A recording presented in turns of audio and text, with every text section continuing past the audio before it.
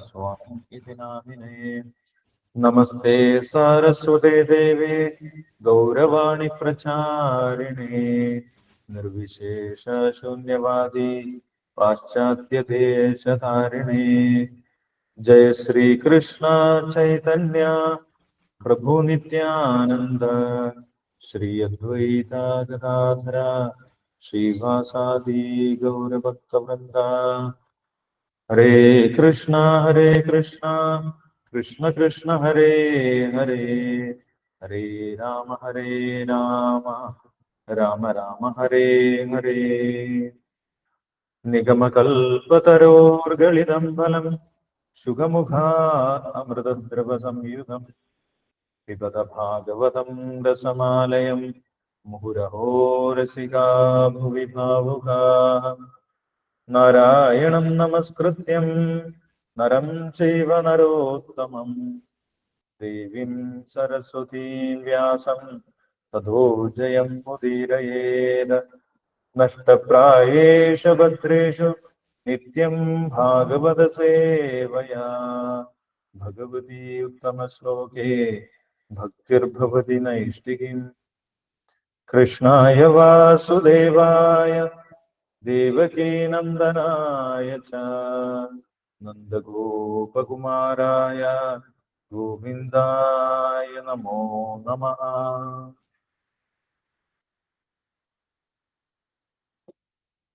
ഹരേ കൃഷ്ണ. ശ്രീമദ് ഭാഗവതം പഞ്ചമസ്കന്ധം രണ്ടാമത്തെ അധ്യായം ആഗ്നീന്ദ്ര മഹാരാജാവിന്റെ കർമ്മങ്ങൾ. ഒന്നാമത്തെ ശ്ലോകം മുതൽ അഞ്ചാമത്തെ ശ്ലോകം വരെ വായിക്കാം. ശ്രീശുക ഉവാച ഏവം പിതരീ സംപ്രവൃത്തെ തദനുശാസനേ വർത്തമാന ആഗ്നീന്ദ്രോ ജംബൂദീപൗകസ പ്രജാ ഔരസവത് ധർമാവീക്ഷമാണഃ പര്യഗോപായത്. स च कदाचित् पितृलोकधाम सुरवरवनिता क्रीडचलद्रोण्यां भगवन्तं विश्वसृजां परिमापृतपरिचर्योपकरण आत्मैकाग्र्येण तपस्याराधयां बभूव। तदुपलभ्य भगवानादिपुरुष सदसि गायन्तीं पूर्वचित्तीं नामाप्सरसमभियापयामास। सा च तदाश्रमोपवनमतिरमणीयं विविधनिबिडविडपीविडप निगरसंक्लिष्ट पुरडलतारूढस्थलविहङ्गममिथुनैः प्रोच्यमानश्रुतिभिः प्रतिबोध्यमान सलिलाकुक्कुडकारन्धव कलहंसादिभिर्विचित्रम् उपकूजितामलजलाशयकमलागरम् उपबभ्राम। तस्याः सुललितगमनपदविन्यासगतिविलासा यश्चानुपदं घनघनायमान रुचिरच्चरणाभरणस्वन उपाकर्ण्या नरदेवकुमार समाधियोगेनामीलित नयन नलिन मुकुलयुगलमीशत् विगचय्या व्यचष्ट. വർത്തനം വായിച്ചോളൂ. ഹരേ കൃഷ്ണ പ്രഭുജി. യമുന മാതാജി വായിച്ചു. ഹരേ കൃഷ്ണ. ഓം നമോ ഭഗവതേ വാസുദേവായ. ഓം നമോ ഭഗവതേ വാസുദേവായ. ഓം നമോ ഭഗവതേ വാസുദേവായ. ശ്രീമദ് ഭാഗവതം സ്കന്ധം 5 അധ്യായം 2 അഗ്നീന്ദ്ര മഹാരാജാവിന്റെ കർമ്മങ്ങൾ. ശ്ലോകം 1. ശ്രീശുക ഉവാച ഏവം പിതരി സപ്രവൃത്തെ തദനുശാസനെ വർത്തമാന ആഗ്നീദ്രോ ജംബുദീപൗകസ പ്രജ ഔരവസൗ ധർമാവേക്ഷമാണ പര്യഗോപായത്. ശ്രീ ശുകദേവ ഗോസ്വാമി തുടർന്നു. പ്രിയവ്രത മഹാരാജാവ് തപസ് അനുഷ്ഠിച്ച് ആധ്യാത്മിക ജീവിതത്തിന്റെ പാത പിന്തുടരുന്നതിനു വേണ്ടി വിട പറഞ്ഞതിനു ശേഷം അഗ്നീദ്ര രാജാവ് അവന്റെ പിതാവിന്റെ ആജ്ഞ സമ്പൂർണമായി അനുസരിച്ചു. അവൻ ധാർമ്മിക തത്വങ്ങളുടെ പാലനം കർശനമായി നിരീക്ഷിച്ച് ജംബുദ്വീപിലെ ജനങ്ങൾക്ക് തന്റെ സ്വന്തം പുത്രന്മാർക്കെന്ന പോലെ എല്ലാ സംരക്ഷണവും നൽകി. ശ്ലോകം 2. സജകദാചിത് പിതൃലോകകാമ സുരവര വനിതാ ക്രീഡാചലദ്രോണ്യാം ഭഗവന്തം വിശ്വദൃശാം പതിമാമൃത പരിചര്യോപകരണ ആത്മൈകാഗ്രേണ തപസ്യാരാധയാം ബഭൂവ. അഗ്നീന്ദ്ര മഹാരാജാവ് ഒരു സത്പുത്രനെയും പിതൃലോകം ലഭിക്കുന്നതിന് ലോക സൃഷ്ടിയുടെ മുഴുവൻ ചുമതലകൾ വഹിക്കുന്ന സകലരുടെയും യജമാനനായ ബ്രഹ്മദേവനെ ഒരിക്കൽ ആരാധിച്ചു. അവൻ സ്വർഗലോക തരുണികൾ ഉല്ലാസ പര്യടനത്തിന് ഇറങ്ങി വരാറുള്ള മന്ദര പർവ്വതത്തിന്റെ ഒരു താഴ്വാരത്തിലേക്ക് പോയി. ആരാധനയ്ക്ക് വേണ്ട ഉദ്യാന പുഷ്പങ്ങളും മറ്റ് അനുസാരികളും ശേഖരിച്ച അദ്ദേഹം അവിടെ കഠിന തപസ്സിലും ആരാധനയിലും മുഴുകി. ശ്ലോകം 3. തദ് ഉപലഭ്യ ഭഗവാനാദിപുരുഷ സദസി ഗായന്തീം പൂർവചിത്തിം നാമ അപ്സരസ്തമ അഭിപായാമാസ.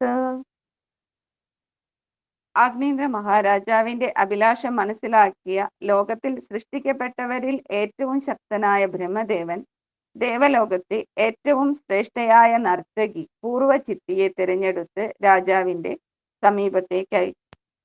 ശ്ലോകം 4.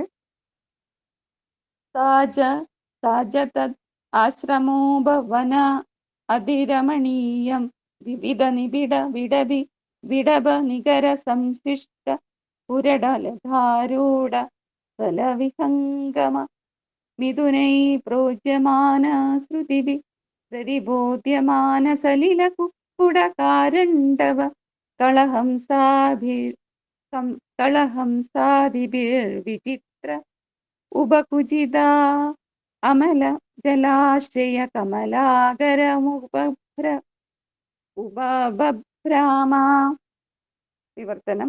ബ്രഹ്മദേവൻ അയച്ച അപ്സരസ് രാജാവെ ധ്യാനിക്കുകയും ആരാധിക്കുകയും ചെയ്തുകൊണ്ടിരുന്ന സ്ഥലത്തിന് സമീപത്തുള്ള ഒരു ഉദ്യാനത്തിലൂടെ ഉലാത്താൻ ആരംഭിച്ചു. സുവർണലതകൾ പടർന്നു കയറുന്ന വൃക്ഷനിബിഡതയുടെ ഹരിതശോഭയാൽ വളരെ മനോഹരമായിരുന്നു ആ ഉദ്യാനം. മയിൽപേടകളെ പോലുള്ള വിവിധതരം പക്ഷികൾ ഇണകളോടൊത്ത് വിഹരിച്ചിരുന്ന ആ സ്ഥലത്തെ ഒരു തടാകത്തിൽ കുളക്കോഴികളും താറാവുകളും അരയന്നങ്ങളും അതുപോലുള്ള ജലപക്ഷികളും അവയുടെ മധുര ശബ്ദങ്ങൾ സ്പന്ദിപ്പിച്ചുകൊണ്ടിരുന്നു. പച്ചില പടർപ്പുകളും ലതാപുഷ്പങ്ങളും തടാകവും തടാകത്തിലെ ശുദ്ധജലവും താമരമലരുകളും അരയന്നങ്ങളും നാനാതരം പക്ഷിജാലങ്ങളുടെ കളകൂജനങ്ങളുമെല്ലാം ചേർന്ന് ആ ഉദ്യാനത്തിന്റെ ശോഭ പ്രൗഢോജ്വലമാക്കിയിരുന്നു. ശ്ലോകം 5. തസ്യാസുലളിതഗമന പദവിന്യാസ ഗതിവിലാസ യാജ്ഞാനുപദം ഗണഗണായ മാനരുചീര ശരണാഭരണസ്വന ഉപകർണ്യാ നരദേവകുമാര സമാധിയോഗേന നിലീത നയന നളിന മുകുളയുഗളമീശിക ചെയ്യാവ്യജഷ്ട. വിവർത്തനം. പൂർവചിത്തി അവളുടേതായ ഒരു പ്രത്യേക രീതിയിൽ പാതയിലൂടെ നടന്നു നീങ്ങവേ ഓരോ ചുവട് വെക്കുമ്പോഴും അവളുടെ പാദങ്ങളിലെ മനോഹരങ്ങളായ ആഭരണങ്ങൾ കിലുക്കിലുക്കുമുണ്ടാക്കി. ഇന്ദ്രിയങ്ങളെ നിയന്ത്രിച്ച് പാതി തുറന്ന നയനങ്ങളോടെ യോഗധ്യാനത്തിലായിരുന്നെങ്കിലും അഗ്നീന്ദ്രന് അവന്റെ താമര പോലുള്ള കണ്ണുകളാൽ അവളെ കാണാൻ കഴിയുമായിരുന്നു. അവളുടെ നൂപുരങ്ങളുടെ മധുരധ്വനി ശ്രവിച്ച് സാവധാനം മിഴികൾ തുറന്ന അവൻ അവളുടെ അടുത്തായിരുന്നെന്ന് കണ്ടു. ഹരേ കൃഷ്ണ കൃഷ്ണ കൃഷ്ണ ഹരേ ഹരേ ഹരേ രാമ രാമ രാമ ഹരേ ഹരേ.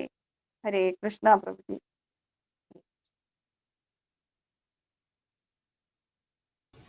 ഹരേ കൃഷ്ണ. Thank you Yamuna Mataji. ഹരേ കൃഷ്ണ.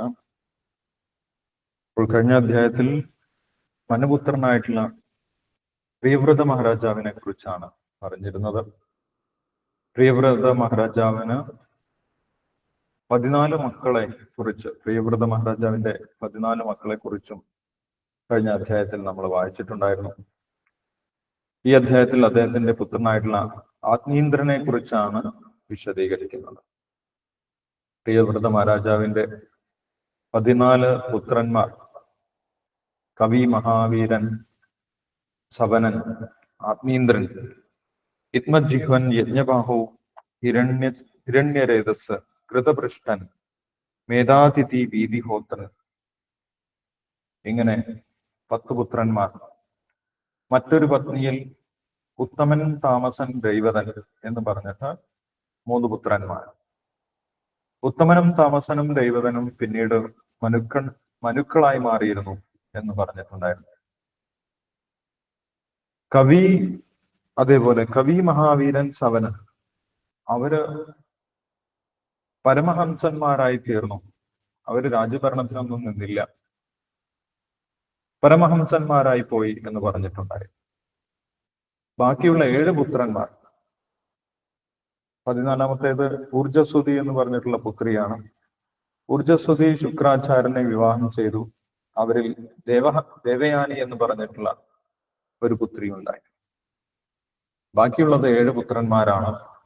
ആ 7 പുത്രന്മാരെയാണ് ഭൂമണ്ഡലത്തിലെ 7 ദ്വീപുകൾ ഭരിക്കുന്നതിനായിട്ട് ചുമതലപ്പെടുത്തിയത്. ആ 7 ദ്വീപുകളുടെ പേരൊക്കെ നമ്മൾ കഴിഞ്ഞ ദിവസം കണ്ടു. അതിൽ ഏറ്റവും മധ്യഭാഗത്തുള്ള ജംബൂദ്വീപിനെ ഭരിക്കുന്നതിനാണ് ആഗ്നീന്ദ്രനെ ഏൽപ്പിച്ചത്. ആഗ്നീന്ദ്ര മഹാരാജാവിന്റെ സ്വഭാവങ്ങളും അദ്ദേഹത്തിന്റെ കർമ്മങ്ങളുമാണ് ഈ അധ്യായത്തിൽ നമുക്ക് കാണാൻ സാധിക്കുന്നത്. ആഗ്നീന്ദ്രനെ രാജ്യം ജംബൂദ്വീപം ഏൽപ്പിച്ചതിനു ശേഷം ഏവ പിതരി സംപ്രവൃത്തെ തദനുശാസനൈ വർത്തമാന ആഗ്നീന്ദ്രോ ജംബുദ്വീപൗകസ പ്രജാ ഔരസവത് ധർമാവേക്ഷമാണ പര്യഗോപായ. ആഗ്നീന്ദ്രൻ എങ്ങനെയാണ് രാജ്യം ഭരിച്ചത് എന്നാണ് ഇവിടെ വിശദീകരിക്കുന്നത്. ആഗ്നീന്ദ്രൻ ഭരിച്ചത് ജംബൂദ്വീപാണെന്ന് പറഞ്ഞു. 7 ദ്വീപുകളിൽ ഏറ്റവും മധ്യഭാഗത്തുള്ള ജംബൂദ്വീപാണ് ആഗ്നീന്ദ്രൻ ഭരിച്ചിരുന്നത്. പ്രജാ ഔരസവത്, പ്രജകളെ, അദ്ദേഹത്തിന്റെ പ്രജകളെ ഔരസവത്, സ്വന്തം മക്കളെ പോലെയാണ് അദ്ദേഹം നോക്കിയിരുന്നത്, പരിപാലിച്ചിരുന്നത് എന്നാണ് പറയുന്നത്. എല്ലാവരും ധാർമ്മികമായിട്ട് ഉയരണം, ധർമാവേക്ഷമാണ്. എല്ലാവരും ധാർമ്മികമായിട്ട് ഉയരണം, എല്ലാവർക്കും ഉയർച്ചയുണ്ടാകണം എന്നുള്ള രീതിയിൽ സ്വന്തം മക്കളെ പോലെ ഔരസവത് അല്ലെ. നമ്മൾ പണ്ടത്തെ രാജാക്കന്മാരൊക്കെ ഏകാധിപതികളായിരുന്നു, സ്വന്തം ഇഷ്ടപ്രകാരം രാജ്യം ഭരിക്കുന്നവരായിരുന്നു എന്നാണ് കേട്ടിട്ടുള്ളത്. പക്ഷെ ഇവിടെ ആഗ്നീന്ദ്ര രാജാവ് അദ്ദേഹത്തിന്റെ പിതാവിനെ പോലെ തന്നെ പ്രജകളെ സ്വന്തം മക്കളെ പോലെയാണ് നോക്കിയിരുന്നത് എന്നാണ് ഇവിടെ എടുത്ത് പറഞ്ഞിട്ടുള്ളത്. ഔരസവത് എന്ന് പറഞ്ഞു കഴിഞ്ഞാൽ സ്വന്തം പുത്രന്മാരെ പോലെ എല്ലാവരെയും വളർത്തി, എല്ലാവരെയും ഉയരുന്നതിന് വേണ്ടി സഹായിച്ചു. ധർമ്മമാവേക്ഷമാണ്, എല്ലാവർക്കും ധാർമ്മികമായിട്ട് ഉയരുന്നതിനുള്ള അവസരം അദ്ദേഹം നൽകി. വർണ്ണാശ്രമ വ്യവസ്ഥ അനുസരിച്ച് അദ്ദേഹം രാജ്യം ഭരിച്ചിട്ടുണ്ടായിരുന്നു എന്നാണ് പറയുന്നത്. പക്ഷെ അദ്ദേഹം അദ്ദേഹത്തിന്റെ പിതാവിനെ പോലെ ആയിരുന്നില്ല, പ്രിയവ്രതനെ പോലെ ആയിരുന്നില്ല എന്ന് നമുക്ക് അടുത്ത ശ്ലോകത്തിൽ നിന്ന് മനസ്സിലാക്കാൻ സാധിക്കും. പ്രിയവ്രതൻ ഭഗവാന്റെ ശുദ്ധഭക്തനായിരുന്നു. ഭഗവാനിലേക്ക് തിരിച്ചു പോകണം എന്ന് മാത്രമായിരുന്നു അദ്ദേഹത്തിന് ആഗ്രഹം ഉണ്ടായിരുന്നത്. രാജ്യം ഭരിക്കുന്നതിന് പോലും അദ്ദേഹത്തിന് ആഗ്രഹം ഉണ്ടായിരുന്നില്ല. പിന്നീട് ബ്രഹ്മാവിന്റെയും സ്വയംഭൂ മനുവിന്റെയും ഒക്കെ നിർബന്ധപ്രകാരമാണ് അദ്ദേഹം രാജ്യം ഭരിക്കുന്നതിന്, ഭൂമണ്ഡലം ഭരിക്കുന്നതിന് തയ്യാറായി വന്നത്. എന്നിട്ടും വലിയ വലിയ കർമ്മങ്ങളൊക്കെ ചെയ്തിട്ടും ഭൂമണ്ഡലത്തിനെ മുഴുവൻ സപ്തദ്വീപുകളായി വേർതിരിച്ചിട്ടും അദ്ദേഹത്തിന് മനസ്സിലൊരു തൃപ്തി ഉണ്ടായിരുന്നില്ല. അതുകൊണ്ട് അദ്ദേഹം പുത്രന്മാരെ ലോകത്തിന്റെ ഭരണ ചുമതല ഏൽപ്പിച്ച് പൂർണ്ണമായിട്ടും ഭക്തി സേവനം ചെയ്യുന്നതിന് വേണ്ടി രാജ്യഭരണത്തിൽ നിന്ന് വിരമിക്കുകയാണ് ഉണ്ടായത് പ്രിയവ്രത മഹാരാജാവ്. പക്ഷെ അദ്ദേഹത്തിന്റെ പുത്രൻ കുറച്ച് ഭൗതികമായിട്ടുള്ള ആഗ്രഹമുള്ള വ്യക്തിയായിരുന്നു എന്നിവിടെ ഈ 2-ാമത്തെ ശ്ലോകം വായിക്കുന്ന സമയത്ത് നമ്മൾക്ക് മനസ്സിലാക്കാൻ സാധിക്കും. സച്ച കഥാജിത് പിതൃലോകകാമ, ഇദ്ദേഹം പിതൃലോകകാമനായിരുന്നു എന്നാണ്. പിതൃലോകത്തിലേക്ക് പോകണം, ഉയർന്ന ലോകത്തിലേക്ക് പോകണം. അവിടെ പോയി കഴിഞ്ഞാൽ കൂടുതൽ ഭൗതികമായിട്ടുള്ള സൗകര്യങ്ങളൊക്കെ ഉണ്ടാകും, കൂടുതൽ ഭൗതിക സുഖ സൗകര്യങ്ങളൊക്കെ അവിടെ അനുഭവിക്കാൻ സാധിക്കും. അതുകൊണ്ട് എനിക്ക് പിതൃലോകത്തിലേക്ക് പോകണം എന്നാണ് അദ്ദേഹം വിചാരിച്ചത്. അല്ലെ, വേദങ്ങളുടെ ലക്ഷ്യം ഭഗവാനെ മനസ്സിലാക്കുകയും ഭഗവാനിലേക്ക് തിരിച്ചു പോവുകയുമാണ് യഥാർത്ഥത്തിൽ. പക്ഷേ കാമാത്മാന സ്വർഗപര ജന്മകർമ്മ ഫലപ്രദ ക്രിയാ വിശേഷ ബഹുല ഭോഗൈശ്വര്യഗതി. യഥാർത്ഥത്തിൽ വേദങ്ങളുടെ ലക്ഷ്യം മനസ്സിലാക്കാൻ സാധിക്കാത്ത കാമാത്മാക്കൾ, ഭൗതിക ആഗ്രഹം മനസ്സിലുള്ളവർ ഉയർന്ന ലോകത്തിലേക്ക് പോകണം എന്ന് ആഗ്രഹിക്കുമെന്ന് ഭഗവാൻ ഗീതയിൽ പറയുന്നത്.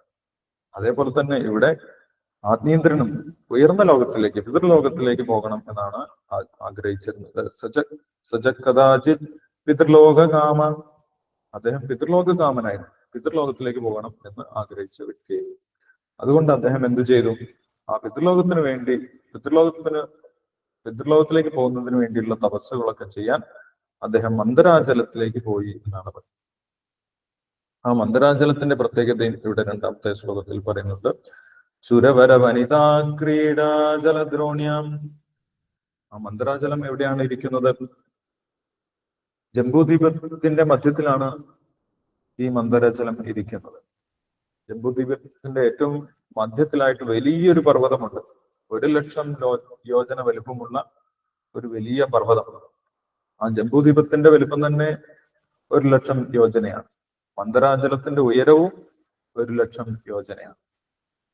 മന്ദരാചലമല്ല, അമേരു പർവ്വതം, സുമേരു പർവ്വതം. സുമേരു പർവ്വതത്തിന്റെ വലിപ്പവും 1,00,000 യോജനയാണ്. ആ സുമേരു പർവ്വതത്തിന്റെ ചുറ്റുമായിട്ട് 8 പർവ്വതങ്ങളുണ്ട്.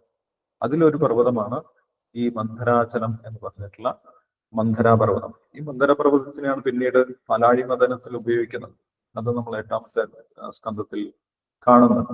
മന്ദരാ പർവ്വതത്തിനെ ജംബൂദ്വീപിൽ നിന്ന് അവർ എടുത്തുകൊണ്ടുപോയി ക്രൗഞ്ച ദ്വീപിന്റെ പുറത്തുള്ള ക്ഷീരസാഗരത്തിലേക്ക്. ആ ലീലയൊക്കെ വിശദീകരിക്കുന്നുണ്ട്. അപ്പോൾ ഈ മന്ദരാജലത്തിന്റെ പ്രത്യേകത എന്താണ്? വനിതാ ക്രീഡാ ജലദ്രോണ്യം, സുരവര വനിതാ ക്രീഡാ ജലദ്രോണ്യം. ദേവന്മാർ അവരുടെ പത്നിമാരോടൊപ്പം വന്ന് ഉല്ലാസത്തിന് വേണ്ടി വരുന്ന സ്ഥലമാണ് മന്ദരാചല പർവ്വതം എന്നാണ് പറയുന്നത്. അവർ ഉല്ലസിക്കാൻ വേണ്ടി വരുന്ന നല്ല പ്രകൃതി രമണീയമായിട്ടുള്ള ഒരു പർവ്വത നിരയാണ് മന്ദരാചലം എന്ന് പറയുന്നത്. അവിടെയാണ് ആത്മീന്ദ്രൻ തപസ് ചെയ്യുന്നതിന് വേണ്ടി പോയത്. അദ്ദേഹം ആരെയാണ് തപസ് ചെയ്തത് എന്നും പറയുന്നുണ്ട്. അദ്ദേഹം ബ്രഹ്മദേവനെയാണ് തപസ് ചെയ്തത്. ബ്രഹ്മദേവന്റെ തപസ്സിൽ മുഴുകി. അദ്ദേഹത്തിന് പിതൃലോകത്തിലേക്ക് പോകണം. പിതൃലോകത്തിലേക്ക് പോകണമെങ്കിൽ പിതൃക്കളെ ആരാധിക്കണം, ബ്രഹ്മാവിന്റെ അനുഗ്രഹം വേണം. അതേപോലെ പിതൃലോകത്തിൽ സ്ഥിരമായിട്ട് നിൽക്കണമെങ്കിൽ എന്ത് വേണം? ഒരു പുത്രൻ ഉണ്ടായിരിക്കണം, ഭൂമിയിൽ ഒരു പുത്രൻ ഉണ്ടായിരിക്കണം. പുത്രൻ എല്ലാ വർഷവും പിതൃകർമ്മങ്ങളൊക്കെ ചെയ്യണം. അങ്ങനെ ചെയ്താൽ മാത്രമേ പിതൃക്കൾക്ക് ആ പിതൃലോകത്തിൽ തുടരാൻ സാധിക്കൂ. അല്ലെങ്കിൽ അവർ താഴോട്ട് വീണു പോകും. അർജുനൻ ഭഗവത്ഗീതയിൽ പറയുന്നുണ്ട്, ലുപ്ത പിണ്ടോദകക്രിയ, പിണ്ടമോ ഉദകക്രിയോ കിട്ടാതെ അവരെന്ത് ചെയ്യും? താഴോട്ട് വീണു പോകും എന്ന് പറയുന്നുണ്ട്. അപ്പോൾ ആ ഉദകക്രിയ ചെയ്യുന്നതിന് വേണ്ടി പുത്രന്മാരുണ്ടായിരിക്കണം, അതിനെ വിവാഹം ചെയ്യണം. അങ്ങനെയുള്ള ഭൗതികമായിട്ടുള്ള ആഗ്രഹത്തോടു കൂടി അദ്ദേഹം തപസ് ചെയ്യാൻ ആരംഭിച്ചു എന്നാണ് പറയുന്നത്. ആ തപസ്സിന്റെ ഉദ്ദേശം ബ്രഹ്മാവിന് മനസ്സിലായി. അദ്ദേഹം സ്വർഗലോകത്തിലുള്ള ഒരു അപ്സരസിനെ, പൂർവചിത്തി എന്ന് പറഞ്ഞിട്ടുള്ള ഒരു അപ്സരസിനെ താഴേക്ക് ആത്മീന്ദ്ര മഹാരാജാവിന്റെ സമീപത്തേക്ക് പറഞ്ഞയച്ചു എന്നാണ് പറയുന്നത്. 3ാമത്തെ ശ്ലോകത്തിൽ പറയുന്നത്, സദസി ഗായന്തീം പൂർവചിത്തിയും നാമ അപ്സരസം അഭിയാപയാമാസ. പൂർവചിത്തി എന്ന് പറഞ്ഞിട്ടുള്ള സ്വർഗലോകത്തിലെ നർത്തകിയായിട്ടുള്ള പൂർവചിത്തി ആത്മീന്ദ്ര രാജാവിന്റെ അടുത്തേക്ക് പറഞ്ഞയച്ചു.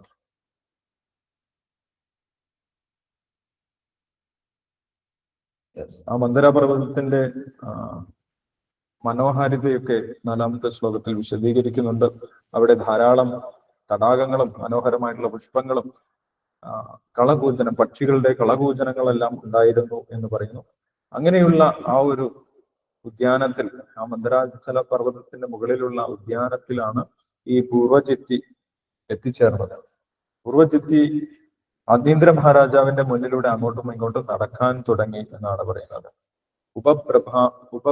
ഉപഭ്രാമ, അദ്ദേഹം പൂർവചിത്തി അങ്ങോട്ടും ഇങ്ങോട്ടും നടക്കാൻ തുടങ്ങി. ആ നടക്കാൻ തുടങ്ങിയ സമയത്ത് പൂർവചിത്തിയുടെ കാൽച്ചിലങ്കയുടെ ശബ്ദം ഇദ്ദേഹം കേട്ടു, ആത്മീന്ദ്ര മഹാരാജാവ് കേട്ടു എന്നാണ് പറയുന്നത്. ഗണഗണായാമാന രുചിര ശരണാഭരണസ്വനം. കാൽച്ചിലങ്കയുടെ ശബ്ദം ആത്മീന്ദ്ര മഹാരാജാവ് കേട്ട സമയത്ത് തന്നെ അദ്ദേഹം പെട്ടെന്ന് തന്നെ കണ്ണു തുറന്നു എന്നാണ് പറയുന്നത്. അപ്പോൾ അദ്ദേഹം പൂർണ്ണമായിട്ടും ഭഗവാനിൽ ഉറച്ച് യോഗാഭ്യാസം ചെയ്യുകയായിരുന്നില്ല. അതുകൊണ്ട് അദ്ദേഹം ഭൗതിക ആഗ്രഹം ഉള്ളത് കൊണ്ട് ഈ പൂർവ്വചിത്തിയുടെ കാൽച്ചിലങ്കയുടെ ശബ്ദം കേട്ട ഉടനെ തന്നെ അദ്ദേഹം കണ്ണ് തുറന്നു നോക്കി എന്നാണ് പറയുന്നത്. അങ്ങനെ ആ കണ്ണ് തുറന്നു നോക്കിയ സമയത്ത് പൂർവ്വചിത്തിയെ കാണുകയും പൂർവ്വചിത്തിയിൽ അദ്ദേഹം ആകൃഷ്ടനാകുകയും ചെയ്തു എന്ന് പറയും. അങ്ങനെയാണ് അദ്ദേഹം പൂർവ്വചിത്തിയെ വിവാഹം ചെയ്യുന്നതും ആ പൂർവ്വചിത്തിയിൽ ഉണ്ടായിട്ടുള്ള മക്കളെ കുറിച്ച് അടുത്ത ശ്ലോകങ്ങളിൽ വിശദീകരിക്കുന്നുണ്ട്. അപ്പോൾ നമുക്കത് അടുത്ത ദിവസം നോക്കാം. അപ്പൊ നമുക്ക് നാമജപം തുടരാം. ഹരേ കൃഷ്ണ. ഹരേ കൃഷ്ണ. ഹരേ കൃഷ്ണ. മിതമതി. ജയ ശ്രീ കൃഷ്ണ ചൈതന്യ പ്രഭു നിത്യാനന്ദ ശ്രീ അദ്വൈത ഗദാധര ശ്രീ വാസാദി ഗൗരഭക്തവൃന്ദ. ഹരേ കൃഷ്ണ.